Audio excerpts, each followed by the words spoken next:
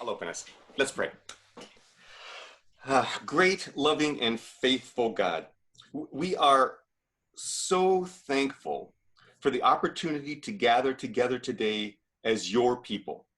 We pray that we will sense your energy with us and that you will inspire us to speak with love, to think with originality, and to share with each other without reservation, knowing that in this space, all thoughts and ideas and discussion are welcome. We pray these things in the name of Jesus Christ. Amen. Amen. Amen. Michael, would you like us to do this if we're ready to say something? Yeah, I think it's helpful. And normally if we can keep our mics muted, that's helpful too. In a smaller group like this, it's a little bit less important than it is when we get into church and there's like 30 or 40 of us. But if you remember to mute and unmute your mics, it kind of keeps things a little bit cleaner for everybody. Okay. So today, do you want me to put this on screen? Let me put this on screen for a second. Hang on a second. This, we don't want to optimize video. And how's that size? Can't read it? I can't hear you, Charlotte.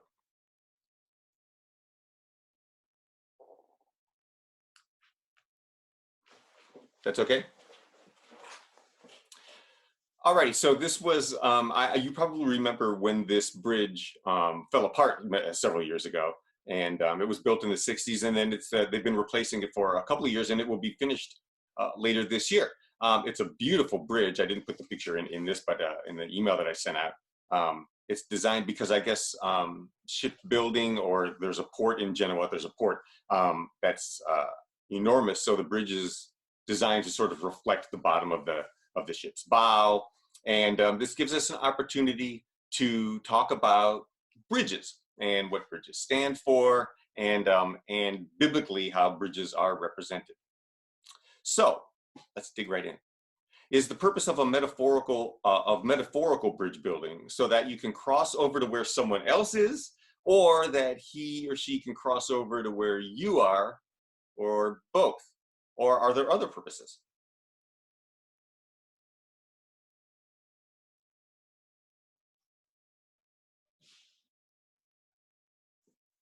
Michael, I can't see anybody's face. Yeah, probably because I'm sharing the screen. If you put it in grid, if you put your little film strip in grid view, that's all the little dots, it helps a lot. Yeah. You should be able to do that. But I'll turn this off if everybody's comfortable with it. I'll just turn screen sharing off. Oh, there it goes. Go ahead.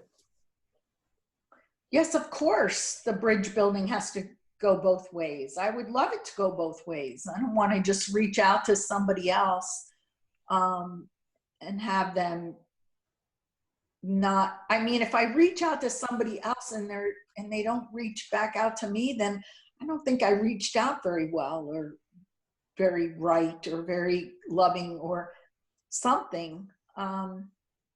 Because most humans will respond back if you're reaching out in some kind way. I don't know if you disagree, people disagree. Go ahead, Pat. If there is no bridge, there is no connection. And I think what we're meant to do is connect, not to be just within ourselves.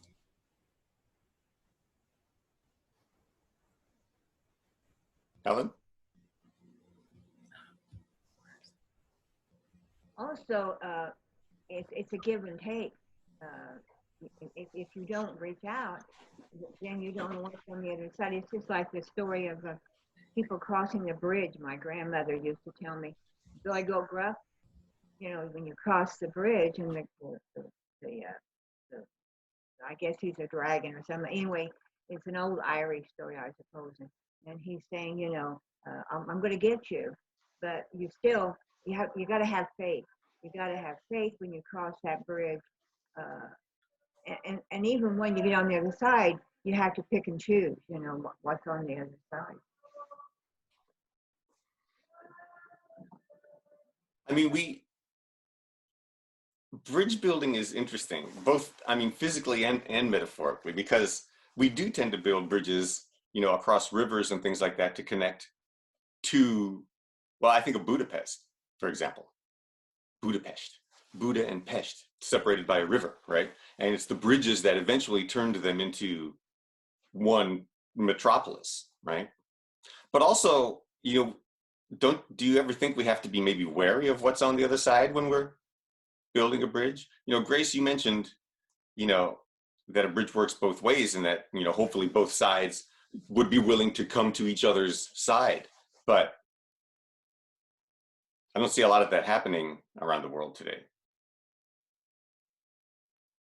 So I have another question, which is, right, does everybody agree that that's really not happening that much? That we're all on different sides of we're all on islands and there are bridges connecting them, but nobody's taking a walk? Is that fairly accurate? Few people are taking a walk. And then when we do take a walk to the other side, we just don't like it. So we leave anyway. Grace and then Helen and then Charlotte.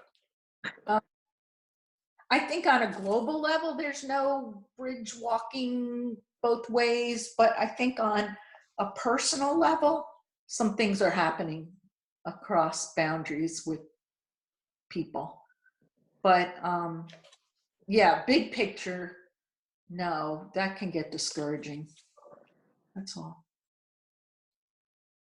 Helen? Do I remember I think it's a poem, No Man is an Island. And without that island and you crossing that island, like we just said, you've got to get off of that, because there are wonderful things and there are spiritual things that you can pick up. And it is probably true, Grace. You know, we don't look at it that way. And spiritually, I think most of us in the world are growing. It's just that I guess we have to keep praying, because we only control what ourselves is doing. Okay? Very good. Charlotte? In a way, for me, it's different, because I'm finding that my bridges are breaking, and a lot of it's because of Facebook. When I see and read opinions by friends and family, and am astounded at some of their opinions, but yet I try to mend the bridge by walking in their shoes a little and saying, okay, I understand they need work, you know, and so their opinions are different from mine, which is a more comfortable situation with being retired and income is a bit more stable. Yes. I mean, everybody's in different circumstances, for sure. But what about dangerous opinions? I mean, there are some opinions that are dangerous. Right. I mean, I'm seeing people saying, you know, this is ridiculous. You never should have to have sheltered, and everybody should go out and take their chances. And I'm just like, really? You know, Yeah. but I also, in my opinion, it's in a way fruitless to try and change their opinion. They're so versed in that. So there we are. Islands. Yes. With disconnected bridges, or bridges with holes in them, perhaps. So this is a problem. I think it's a big problem. And I mean, historically, well, maybe it's always been a problem, but it seems to me there have been times in human history where we were more able to say it's a difference of opinion. But that hasn't really even worked so well in religion. I mean, we say that we respect each other's differences of opinion about sort of religious ideals, but really, Martin Luther King Jr. called Sunday morning the most segregated time in America, right? And it's not just segregated by race or ethnicity; it's also segregated by belief systems within those ethnicities, as well, right? So, you know, we're segregated in several different levels just because of religion. And religious bridge building has historically proven to be exceptionally difficult. Although I think we're better at it than we used to be, right? It is for the most part, it's a pluralistic world. Most people understand that there are many different religions and that they all have, you know, their beauties and they all have their horrors, and that any way that we're trying to get to God, whom I think we consider the ultimate bridge builder, is good, right? So I guess when I think about bridges, one of the things that I consider is that, you know, we're all on these little islands, but all of the bridges not only connect us to each other, but they all lead to God. And if we could just get that bridge working, that little walk pathway between us and God, all those other bridges, I think, start to find self-repair, self-healing. And I have to wonder if all the bridges aren't a little bit broken because we're all, you know, a little bit hurting right now, a little bit broken, a lot broken. And we have been for a long time. And we've really never stopped to take care of each other. So I think we have a new task. Go ahead, Grace. I keep going from big picture down to more personal things, but it used to be that the church and the unchurched, or the Christians and the non-Christian, like we're in two different places, and we were always trying to build a bridge and get them to come to our side or whatever. But now I see people that once were conservative in their theology or whatever, becoming softer and finding that we really do have stuff in common with other people who are spiritual. And so if you get rid of the religion thing, I think right now is a great time to build bridges across lines of people who are really spiritually awake and aware, but they're not going to go to church or anything, but there's a lot of opportunity to build those bridges. Nancy, I bet you feel that way. I'll shut up. And throw it to Nancy. Yeah, absolutely. I absolutely feel that way. I think that, you know, so much of our vocabulary can divide us, right? You know, and you know, I'm thinking about what also Michael said about our own, really us, you know, the responsibility of us building that bridge to source, you know, through our practices. How important is that, right? You know, because I think about also, I get frustrated sometimes when, Charlotte, you mentioned other people's ideas. You know, you see it, it's like shocking, right? It's like, wait, you know, when it's posted. But like, you know, in the belief of Sufism, they believe that that people are sleeping and to even try to wake them before they're supposed to be awakened is a sin, right? So it's really only our work. It's like the both and. It's our work, and then asking, you know, God for the next right step, right? Yeah. And I think it's really that constant connection with source, continually to just kind of, because all of our paths are so different. Charlotte, yes. Thank you, Nancy. Terrific. I understand what you're saying, Nancy. I agree with that. And it brought to mind the thought, too, that some of these comments that I'm reading from people, I would react differently.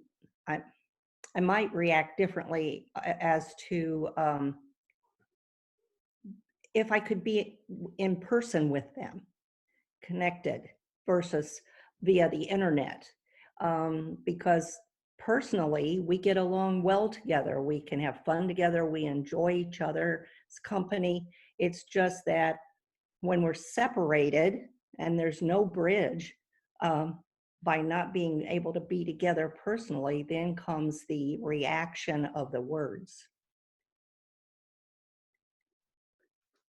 So let's talk about this idea a little bit that we seem to be leaning toward, which is this this sort of connection.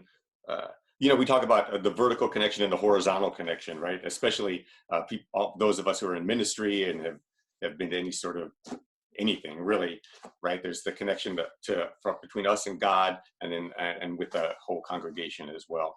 So what do you think is the infrastructure that connects us to God and then connects us to the family of God, right? We're talking about bridges. Let's talk a little bit about how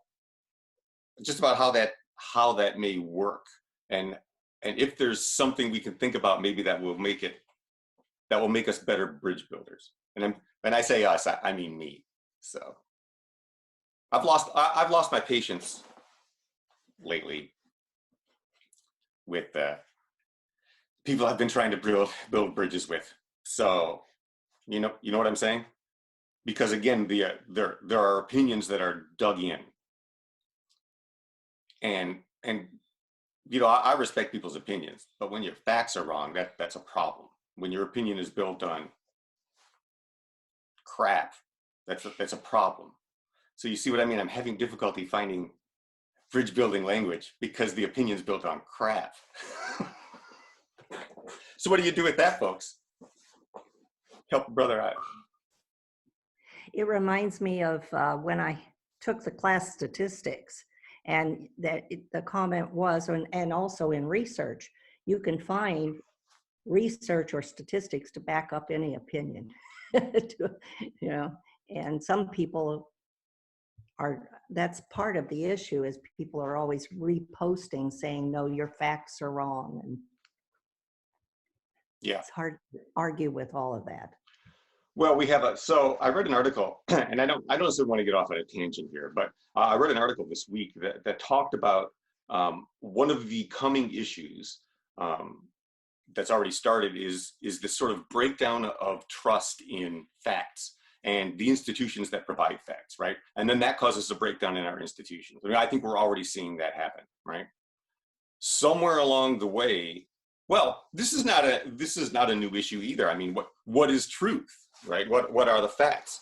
I mean, at least for a long time, we've been able to agree that scientists presented facts, that math was factual, right? You can tell me 2 and 2 equals 5 all day long, but that is factually incorrect. It's just a wrong opinion, right? 2 and 2 is 4 everywhere in the universe, right? So that there's an attitude now, though, that I can say 2 and 2 is 5 all day, and I can find a bunch of quacks and pseudoscientists who say the same thing to back it up. This is a problem. This is going to make bridge building more difficult. This is why I'm bringing this up. This is part of the reason bridge building is difficult right now, right? Because crossing over to the other side of the bridge means going to crazy town.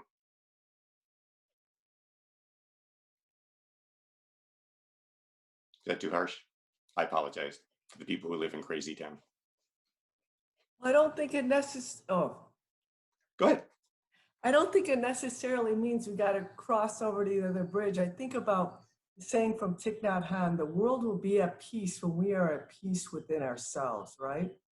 So I think that it's kind of, I was talking to someone and it was like, I have no control over everything. Everything's just, you do. We have, God has not given us a spirit of fear, but of power, love, of self-control, sound mind. We have control over, what we put in our minds, what we choose to think about. And I'm just throwing this out. I don't have the answer, right? Okay, but it's like, there's times I get into an energy with someone when I just gotta say, I can't enter it. I had a therapist that told me, don't enter the energy because it's like toxic, right? It's like you can't go in there because there's nothing that you can say that's going to change them. And so what I think it's to both them. What boundaries do we have to draw into our lives? To say, hey, you know what? Actually, I can't go over to the other side of that bridge. I just can't, because it's crazy town, you know? Yeah, exactly. And I'm glad you mentioned energy too, because if we're talking about sort of God's infrastructure, then in my mind, and I think most of yours also, that infrastructure is energy, right? The bridge that connects us all to each other and to God is an energy bridge, right? And you are correct. We choose what we want to put into that energy. And often I think it's important for us to just step back and try to stay in God energy as much as possible. Jesus sets this example numerous times, right? We see how he pretty easily gets flustered actually and takes off for the mountains or goes out in a boat, and you got to get away, you got to get recentered. Go ahead, Nancy. I think about that, what is your mental diet? We don't really think about that because we have control over it, right? And it's actually these practices, these contemplative practices that help rewire our brain. And it's simple, but it's not easy. No. No, No, it's like exercise, like any kind of exercise, physical, mental, spiritual. It's all necessary and good, but all of it is difficult, right? I wish I could accomplish all three. Like, I wish I could be physically, mentally, and spiritually fit by like eating Cocoa Puffs while I'm watching TV. That would be cool. Hasn't worked out so well yet. Yes, thank you. Well, continuing this discussion then about being able to sort of protect our own spiritual energetic spaces to maintain sanity. What responsibility then do we have as God bearers, as light energy bearers? Is our sole responsibility then to focus on our spiritual health and our spiritual connection, with the understanding that if our energy is clean, if our connection with God is good, if our bridge to God is traversable, that's really it, because the rest of it sort of is taken care of by God or other individuals going through the same thing? We're looking for that mass, right? In which case, what about evangelism? Hugh. Well, maybe we're at a point where we just have to let God take care of that. Maybe parts of this aren't something we have to do. And I agree that we have to keep ourselves spiritually fit. And the problem with that is that it can very easily create an either or, because we think then we're doing it right. So somewhere along the line, we have to say we're doing it right, and there's something greater than us that's also doing it right, and we can't do it. Right.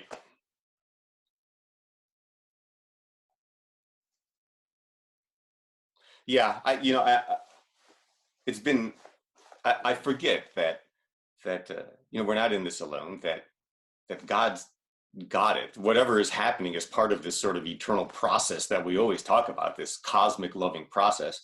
And so to a certain extent, we probably shouldn't worry about it quite as much as we are. But on the other hand, as people who also understand that we're here as sort of purveyors of God's goodness, it's difficult to sit back and just kind of watch Rome burn while the emperor fiddles.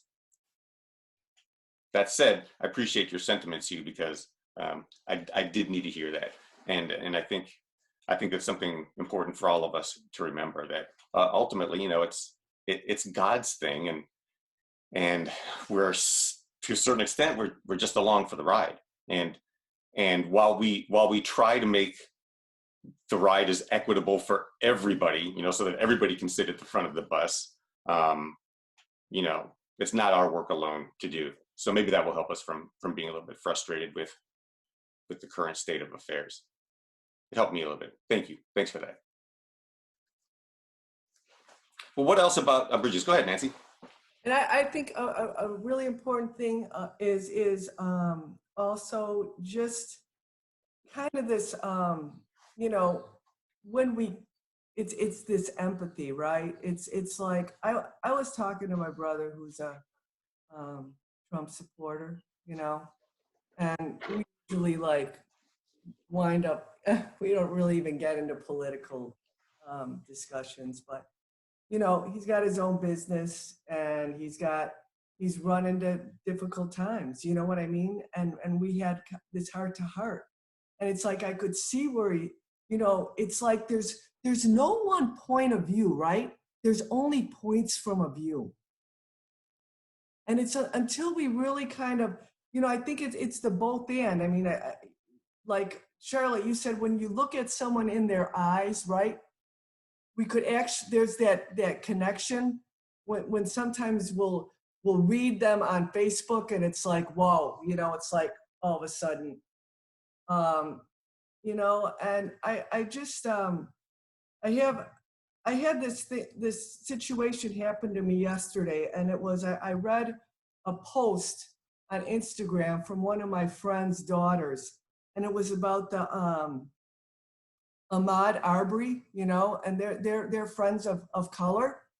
And she wrote to me, she wrote on Instagram, you know, if you're a white person, you know, reach out to your friends of color at this time, because it's really a fearful time. I never thought of that, ever. And I got on the phone, I just started crying to my friend. You know, I said, I'm so sorry. You know, so I never knew that point of view, is what I'm saying, you know? And I think it's always us learning, right? Being open to learning. I'm sorry, I kind of went off, but. No, not at all. You're absolutely right. It is a constant learning process. This is what I'm always saying about process theology. It's the universe is in a state of learning, and so are we. But the problem, at least on this planet and in this earth reality, whatever it is that some people either don't understand it's a learning journey or just don't want to learn nothing. And this is a dilemma basically for the survival of the planet. But again, you know, to Hugh's comment, but we're not going to, you know, I'm not going to save the planet by myself, right? And we're probably not all even going to do it as a group. And in truth, in honesty, that's not really our job. You know, our job is to care for it as best we can. But if things are going to go down the drain, they're going to go down the drain. It's kind of a hard truth to accept, but we don't know the direction of things. And we definitely, obviously, cannot control them, right? So while a lot of us can sort of see the systemic issues that lead to the tragedies of our current day, almost all of them having to do with systemic racism, by the way, in one way or another, right? But really, we can boil almost all of it down to systemic racism. You know, I feel that we're called to do something about that in any way, shape, or form, and part of that has to be, you know, combating disinformation and misinformation, which is difficult and time-consuming. And maybe it's not our job, but at the same time, I think you have to. I mean, Jesus combats disinformation all the time. Part of his gospel is saying is to say to everybody, look, you know, the religious leaders in the government are telling you certain things, but they're half-truths at best, you know, and they're also kind of not letting you live into your best potential because they want you to sort of fit into the system. And Jesus is like, you don't have to fit into the system. You can still operate actually within the system without fitting into it and becoming a cog. He encourages that, in fact. I don't think he ever really wants what happened to happen, despite the fact that a lot of Christianity has become about the necessity of his death and resurrection. I have a feeling that wasn't really the plan in the first place, because everything that he preaches and the history that we know was about creating an alternative life structure within the superstructure of Rome that already existed. And this is sort of the bridge building that we're talking about, right? It's not destroying what's there. It's finding new ways to work within it. New ways, right? And perhaps one of the struggles that we're having right now is that we haven't quite realized the old world is gone. The new world is here, and we've yet to develop new ways of dealing with it in any way, shape, or form. Either through our systems and infrastructure, or with each other. This all requires new ways of interfacing, like with everything. And I don't believe that really anybody quite gets that yet, to tell you the truth. I'm not sure anybody gets it. I was thinking maybe there's a little wave of people starting to get it, but this is a new world. This is a new reality. And these things that we're starting to experience now with quarantines and face masks and social distancing, and a return to racist politics and racially based governmental agendas, this is going to be it for a while. So there are new tasks at hand, and we're going to have to find different ways to communicate the gospel, the good news of universal love and cooperation. This is a time for bridge building. I think we just have to find new ways to build these bridges. And I'm sort of at a loss as to what those are at this point. Nancy, and then Helen. And actually, Michael, that's beautiful. You're at a loss. It's beautiful. You keep saying that, but it's frustrating me. No, yeah, and it's the Saturday. It's the Saturday between the Friday and the Sunday, right? Yeah. And continually trusting that there's a power in the universe forever on the side of those brave enough to trust and saying, help, God, help. And your next step is going to be there. And it's really hard. You know, like when I reached out to my friend yesterday, I didn't have the vocabulary. I felt, I'm like, I don't even know what to say. I'm sorry, you know? Yeah. It's like, because like these are ways we never walked before. Yeah. So we know how to do it, except asking for divine guidance and trusting it's there. Amen. Helen? Well, I think it goes back to the structure of that bridge. What's the support? What's there to make that bridge stay up? I think it's the thing you say, acceptance. You know, if you accept what's there and you have the strength to know the difference. So many times that we misjudge. You know, we misjudge people. We misjudge ourselves sometimes. And for me, it's always opening my mouth. You know, I say things too quickly. I don't stop and think. My mom used to say, you count to 10. Well, I counted to 10, you know, but still the mouth opens up. But it's that structure. You can only control yourself. And then the reaction other people have with you, it still goes back to that structure. So if your structure is very, as Jesus used to say, on the ground, if it's really unstable, you know, and to build that brick by brick. And I guess that's what all of us are trying to do, is build that bridge brick by brick to know the top is what we do for other people, not what we do for ourselves, what we do for other people. Beautifully said, Helen. Thank you. Charlotte? Yeah, it's also, to follow up on what Helen said, not only the structure, but it's a matter of trust. Because we were reading about this bridge that had structural damage. And it takes me back to the time when the Minneapolis bridge fell apart. And I had been on that bridge just a month before that and totally trusted the crossing of it. And now I think twice about bridges anymore. Yeah, well, the state of the physical bridges, especially in this country, sort of speaks to the internal state of our being as well. It's one of those infrastructure things that we don't think about because we use them so often, but they need to be really very, very well maintained. And in some cases, they're not. This was the same problem with the bridge in Italy. It had been built in the 60s, and ironically using I think, cheap American concrete instead of the really good Italian stuff that the Romans used, where, you know, things don't fall down for 2,000 years. This thing fell down after 40. So, you know, has got a lot to do with the materials that we use too. Let me ask you a question related to this too, because we live in this multi-faith, multicultural time now where I think most people are more accepting of other religions. So are there ways that we can better build bridges to these other religious faiths now and work together perhaps to create a better infrastructure, a better systemic infrastructure overall?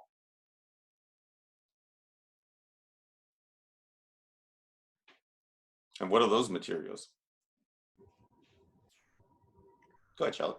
Well, one thing that brings to mind was 9/11 and all the various faiths in our community that came together at that time, and the hope that it brought for our future, which didn't totally pan out, but the hope was there of the faiths coming together.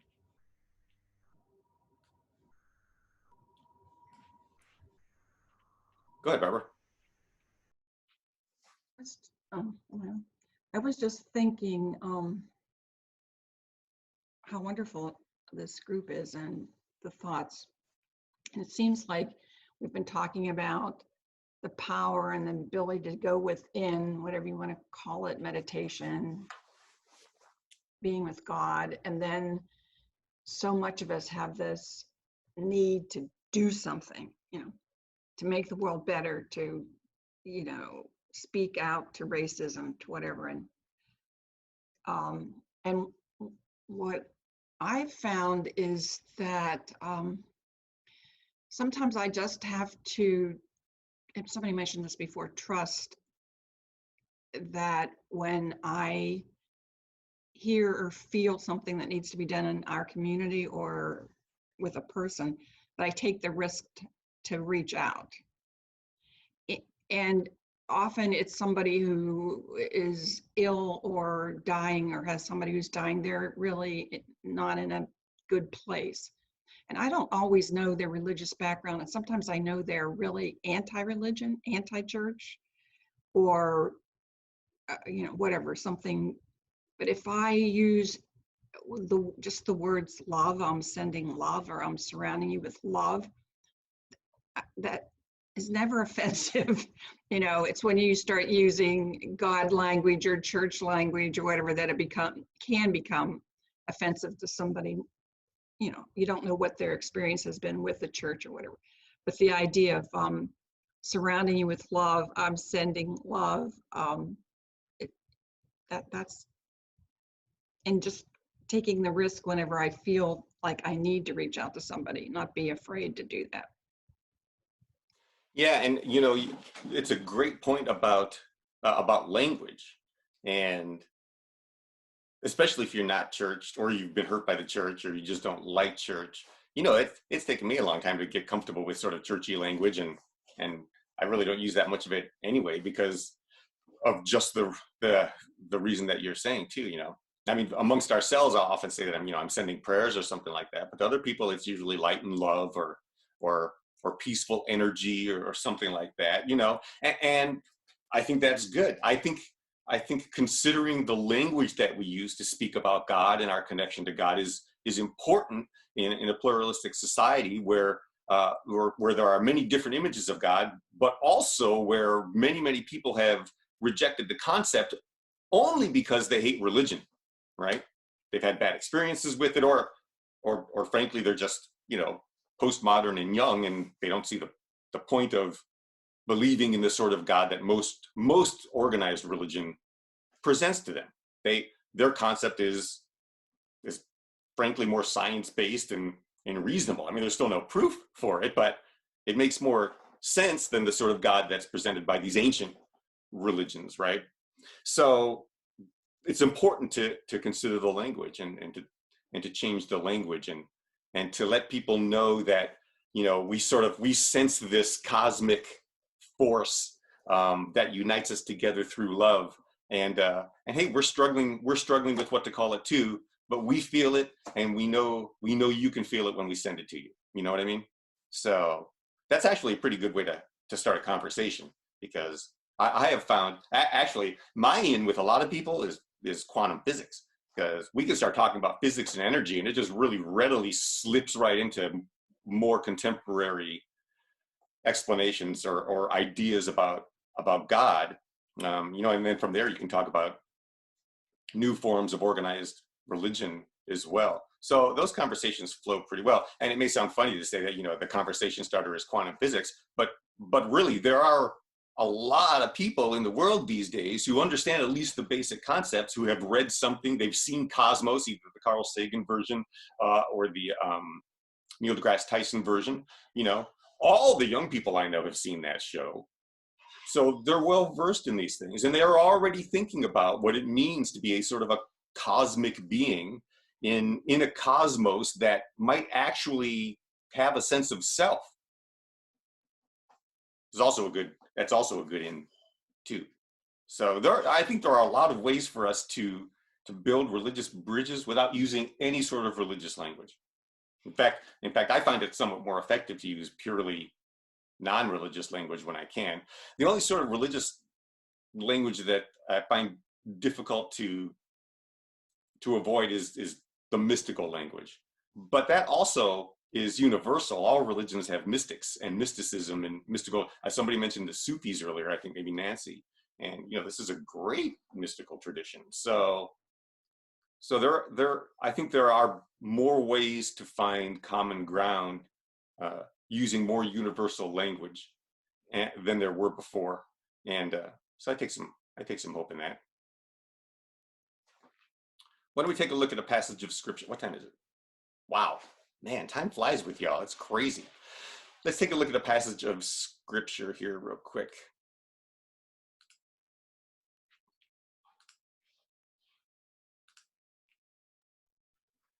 Oh yes, from Ephesians chapter 2.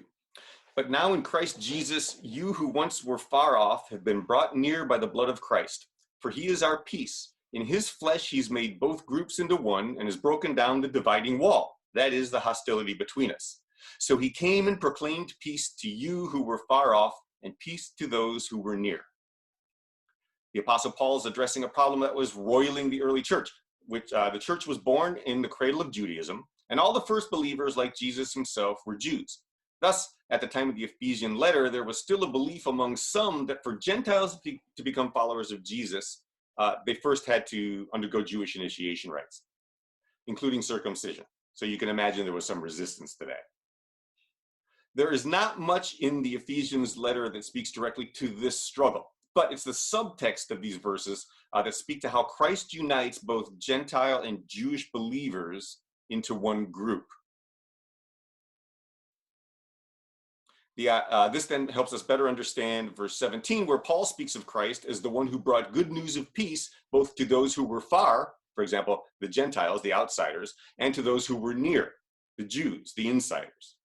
Paul declares that they both have access to God through Christ, and that they're both part of God's household. Now, the idea of a household in the Greek world carried with it the weight of familial bonding. In other words, Paul is declaring that the Jews and Gentiles are a family through Christ. Moreover, this family comprises the temple of God, where God chooses to dwell. So in a nutshell, Paul sees Jesus's message, and more specifically, really for Paul, he sees what happened to Jesus, the death and resurrection, as something that unites all human beings now under the covenant that formerly was only for the Jewish people, right? Now everybody's an insider because of what Jesus did. Or for many people, because of what Jesus taught, right? We're reading Paul's point of view here, but as we'll discuss later, there were other points of view that are equally valid and that were just as widely used before Paul sort of became the canon. But however you view Jesus, the point of all of the points of view was that he managed to accomplish something that brings all of the people of the world into this single family of God, one family. This is the way we're supposed to view each other, not only as Christians, but as human beings, right? The unifying message of Jesus really is that we're all part of the same family. We're all We're all God's children. We're all human beings. Therefore, we are all the same.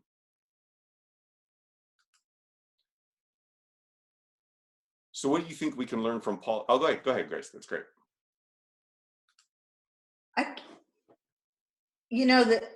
I keep wondering if Jesus, what would Jesus do? What would Jesus do in a climate like this where it's so politically separated?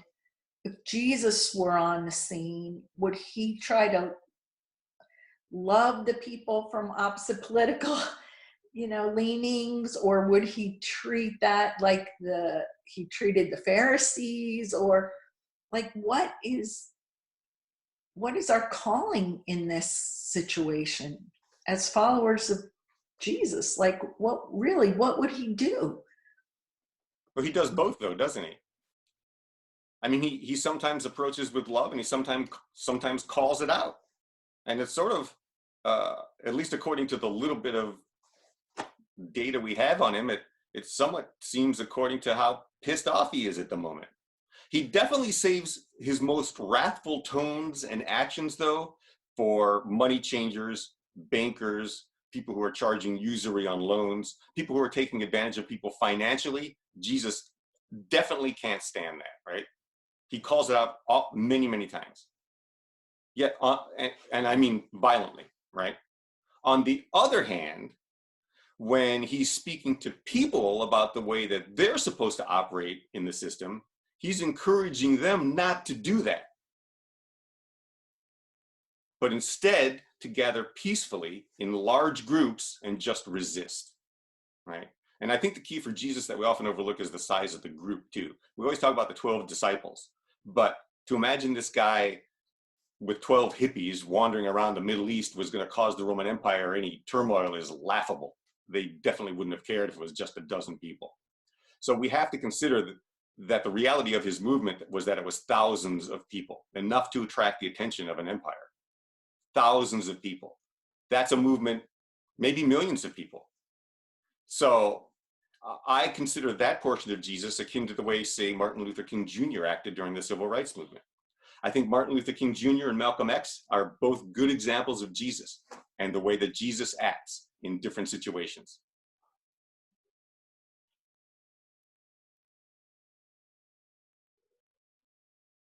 Parts of a tempered whole, I suppose.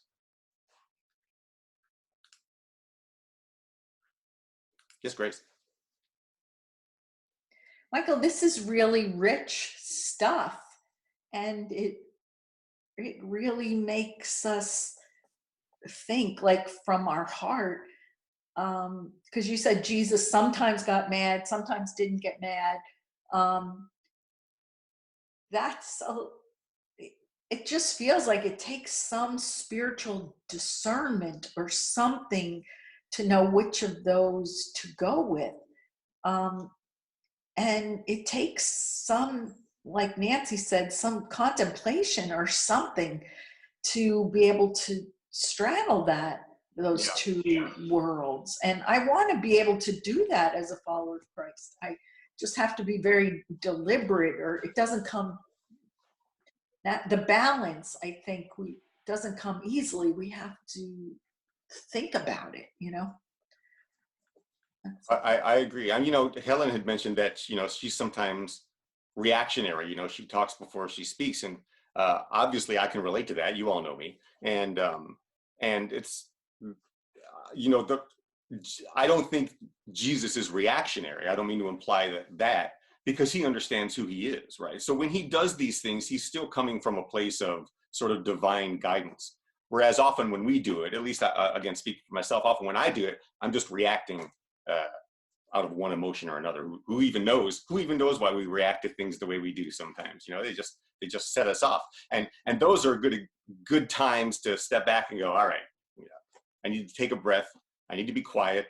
I need to let God do God's work on me. I need to take a Jesus moment, and as you said, discern what I'm doing here, and that's still a lesson for me to learn. I mean, to a certain extent, I suppose we're all learning that, but it's definitely something I work on, not reacting, but but contemplating and responding instead. Nancy? And I think what's really important here is like orthodoxy versus orthopraxy, the practice, because we can't think our way into a new way of being, but we can live our way into a new way of thinking. It's the practice too. It's the rewiring of our brain and yeah. Yeah, amen. Because yeah, it's one thing to sit around talking about all of it, but you have to implement these things and practice them to really start to make a difference. And it's hard work. I think in many ways religion has done short shrift to religious people because it doesn't make us work hard enough anymore. You go to church and you hear the stories about Jesus and you pray and you might even have a spiritual experience and feel connected there. But I don't think that, it doesn't seem to me anyway, that most modern religion really pushes us to practice more diligently. First of all, our spiritual practices, especially meditation, Lectio Divina, all of these ancient mystical practices, I really, I always encourage us to get back to those, to explore the ancient mystics. And we'll mention Julian of Norwich a little bit later. I mean, we can all have these experiences. Studying all of these things is important, but then being able to live them into our lives, and not just even through spiritual practices, but in day-to-day operation too, in our exchanges with one another, Yeah, the practice is important. You're right, because we are getting our brains rewired. I have a great book. Well, I always say that, don't I? Anyway. I do have another great book that is actually about the neuroscience behind meditation and how it rewires the brain. We've had decades to study this now, unfortunately people have, and very, very clear evidence that meditation and other deep spiritual practices, when done regularly, literally rewire the way we think and perceive reality. So you could say this is actually another problem because people are starting to perceive reality differently, right? Which means not everybody is, or we're not all doing it at the same time. And I think this is also adding to the tension in the world because as things shift, some people kind of pick up what's going on faster than others. And it's not that anybody's any more well prepared for it or more spiritually endowed or anything. It's just the way it goes, right? Some people get COVID-19. Some people don't. It's not because the people are any better who don't get it. It's just, this is the probability curve of a universe that's fairly random. It's just the way it is, right?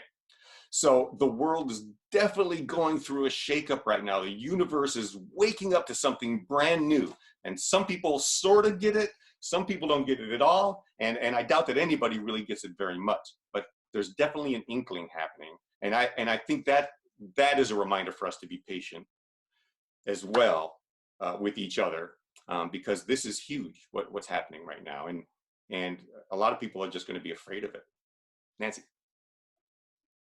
I gotta tell you too, I think about this, because I think about, this also is a spiritual practice, right? I think about The Seat of the Soul by Gary Zukav. He said that this is Earth School, and now it's a different environment, right? So every day, the universe gives us this highly individualized curriculum for our individual transformation, how we respond. So like Charlotte, when we see something on Facebook that riles us up, how are we responding to that could actually could transform us, right? And every kind of thing that we're handed in our lives could be a practice. Everything's spiritual, right? So, how are we going to handle it? And will it help transform us into a higher vibration or being?